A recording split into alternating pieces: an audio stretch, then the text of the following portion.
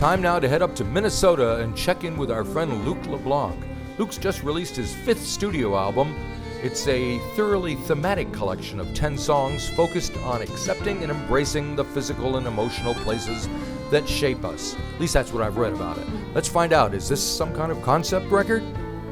Yeah, a little bit. I think each song represents either a physical place or a place as in like a state of mind. You know, I think we're all in different places, and I think that could even fluctuate throughout one day. Right. You know, we might be in a good place where things are going well, and then we might be in a tougher place where things aren't going well at all. I can relate to that.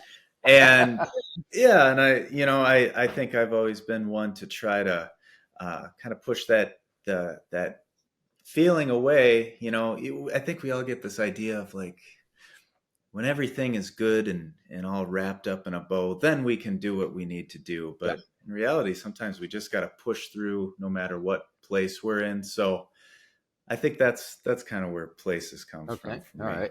And the album starts with a song called A Place.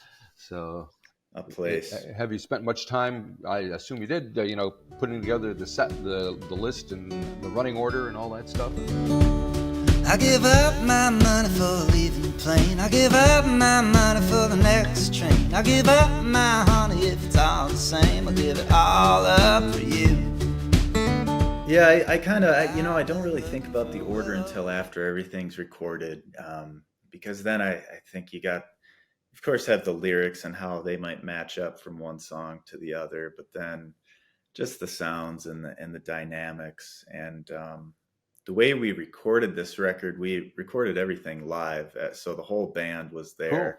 Cool. Rather than kind of doing it a little more piecewise like I had in my previous records. And so there was a lot of not knowing what was going to happen after we left the studio, and we purposefully didn't do any rehearsing ahead of time. You know, the folks involved had access to my demos that I had recorded and the lyrics and all that, but there was no rehearsing. So that being said, didn't know what things were going to sound like. So afterwards, that's kind of when I figured out that order. So do you like that kind of planned chaos a little bit, or uncertainty?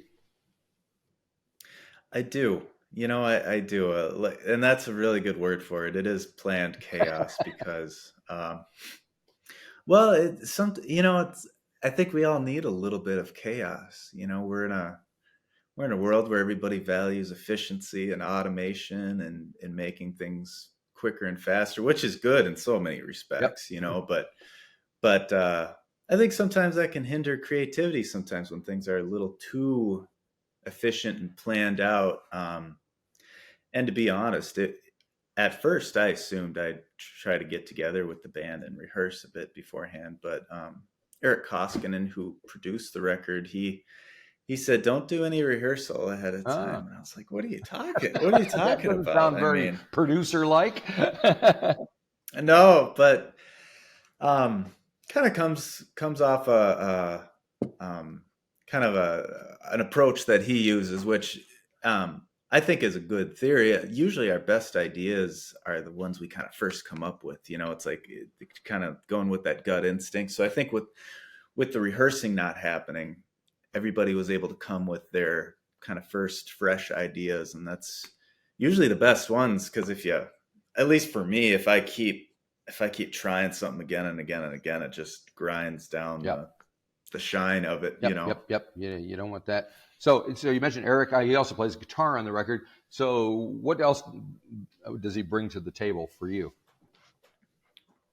He's I started watching him play shows in town here when I was like 15, and he was always the guy who he had his own singer-songwriter, his own work that he would perform and do his own shows, but he'd play electric guitar in so many people's bands, or sometimes he'd bring this like pedal kind of steel thing that he'd play.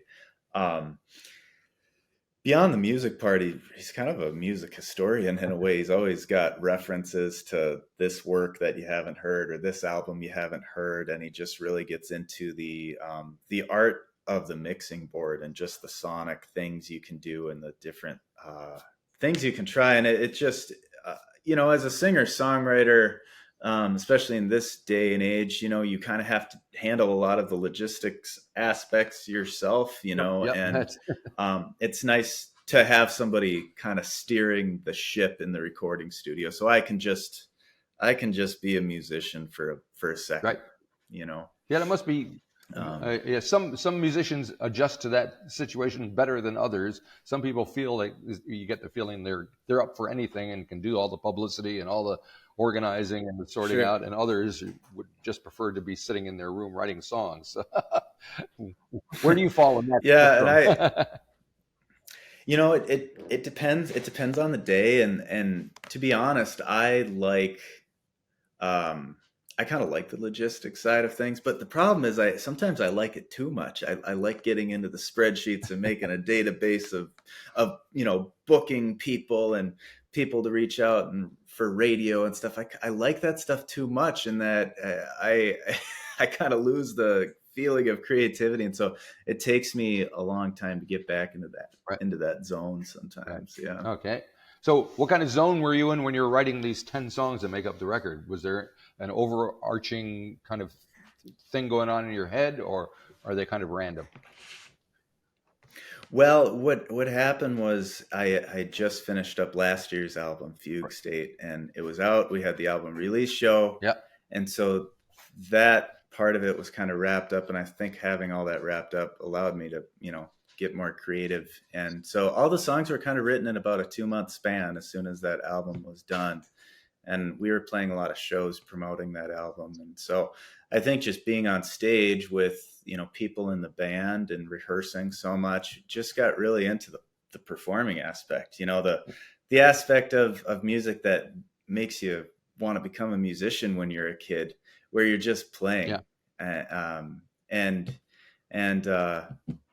With life and logistics and all that stuff, it's easy to forget how easy it is to, lose that creative piece if you're not intentional about getting in that zone. So that's where these songs came out of, just accepting, hey, we're all going to be where we're going to be. We're going to have to-do lists.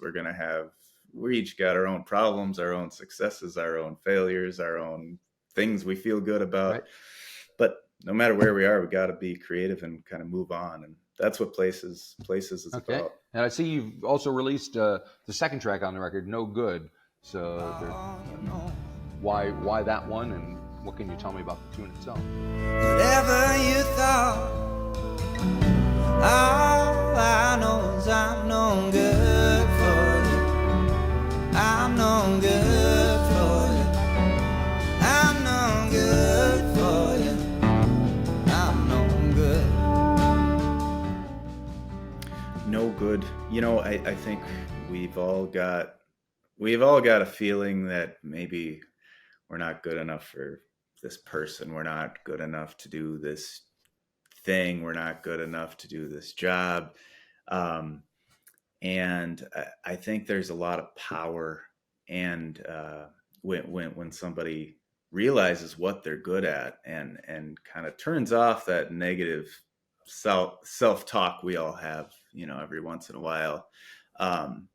Because just as important as it is for us to be, constructive self-critics, it's also important to be constructive self-reinforcers, to recognize the good, not just the things we can improve on. I guess an example of that is, with music, if I didn't look at the parts of it that I'm doing well, it's like, why keep going? It's just important. It's an important self-motivator. So I think that's what No Good is about. Right. So this is your, fifth studio album. So do you feel that you're the same artist you were when you made your first one? Is there some kind of path that you're taking, or is there an arc, so to speak? Yeah, with this album, I've this is my third album in 3 years, and I think I've learned just a lot with every single one about making records, about recording, the process, being creative, trying new things. But I think I've also learned how much I don't know through through doing it too. And I think with this record, I'm in a place where I'm ready to learn, not just about the making records, but now that I've got music out there, how do I, get it out to other people so they can hear it. And I think that's an art. Well, yeah, in and when of you figure itself. that out, I think a lot of people will want to know what the answer to that is. Yeah, no Everything's kidding. out there, but nobody knows where anything is and how to make anything stand out. I think is a challenge. Right. And I think with the way with streaming, it's folks talk about the negative aspects of it. Maybe you only get 0.003 cents a stream or something like that. But there's a lot of positives with it too, because in 1960, if you made a record, you couldn't just upload it. Wasn't even a word. You couldn't upload it to a spot where it's possible for everybody in the world to listen to it. Now, possible and making them all listen to it is there's a big gap. But I'm really excited. What I'm really excited about is learning how to fill in that gap. And I don't think when I released my first record, I was really thinking about that stuff. Yeah. Because say back in 1960, you may not have been able to upload, but you would be in every record store and be on the radio. And both of those things are different these days, I guess. Yeah, and you could get your record out there if you had a record label. Yep. Whereas now, I guess you don't technically need a record label to put your music everywhere, even though a record label would help. helps that. But this album is actually out on a record label. Yeah, what is it? Real Phonic Records? Real Phonic Records. Yeah, Koskinen is kind of starting his own label. Cool. So we're all kind of learning together. There's a couple other artists on it, and it's a little bit like a co-op. Do you have co-ops in New Zealand? Sure. Well, there's actually this co-op next to Eric's studio. He calls it Real Phonic Studio in St. Peter, Minnesota. And every time we record, we go and get a burrito bowl down there for lunch. And I kind of think a co-op is a good word for this record label, because I think the artists and Eric, because he's an artist himself, we're all learning different aspects of this giant unknown equation that is the Spotify and YouTube and Instagram algorithms kind of together and helping each other. So it's exciting. One track I want to touch on is near the end. It's kind of got a darker vibe than some of the others, called Marble Stone. I'm gonna write my will, put $100 in a tip. They can take my money and blow it away. See what old Franklin has to say. They're gonna write my name in the middle of a marble stone. Everybody gathered round with it just as stone. Marble Stone. I think sometimes I write songs, there's some kind of theme in mind, and sometimes I write songs where I just have like a scene, not a theme, but like a scene in my mind, like in a movie or something. And with Marble Stone, I just imagine the funeral maybe of somebody who's been quite a character their whole life and just wanted their funeral to be more of a party than a sad event. And Marble Stone was just kind of my thing, because it's a very, I guess, a sad view, but maybe a comedic view of life where, God, we live this whole life with all this meaning and whatever. And then at the end, we're just dust under a marble stone with our names etched in it. And that's it for the rest of time. And I think on one hand, just like everybody else, I'm scared of that day, when I just don't exist anymore. I'm really scared of it. But on the other hand, I'm like, well, God, it's kind of funny. It's kind of funny how that all works. We're all here for just a speck of time. And then there's the great unknown that we have no idea what. Yeah. I don't know. Do you think? Of course, about that? I'm much older than you are, so I'm probably a lot closer to the time. Oh well, yeah. I mean, it's scary. And then if you put the thing that gets me is if you take the fraction of the time that we're Yeah. here divided by the how long our universe has been here, which we're still trying to figure that out. There's estimates. Yep. It's just such a small thing, and I don't know what that means, but I think it's a driver for us all to make an impact that'll live longer than we all will. You know. Now I've got Dust in the Wind going through my head. Song by Kansas. Yeah. Oh, we are stuff isn't. Oh, that's gonna be stuck in my head for a while now. That's a lot. That's good though, because I think I think what's been stuck in my head lately is like the insurance theme songs, like the state. Well, I don't know if you have State We don't Farm have State and Farm, but Progressive we and all have that stuff similar over there. things. Yes. Yeah, and they all have those jingles, and I had to switch car insurance lately, Right. so I've had all those theme songs stuck in my head. So I'm happy to replace them with Dust Dust in the Wind. It is. That's very good. because the thing about it is the musicians that played on this record they just did such a wonderful job, just taking these songs and coming into the recording studio without any rehearsal and putting things together. They just did a wonderful job. A funny story about the recording process: the night before the release, Kaz Phelan gave me a call. He plays bass and with John Richardson sang backup vocals on the record.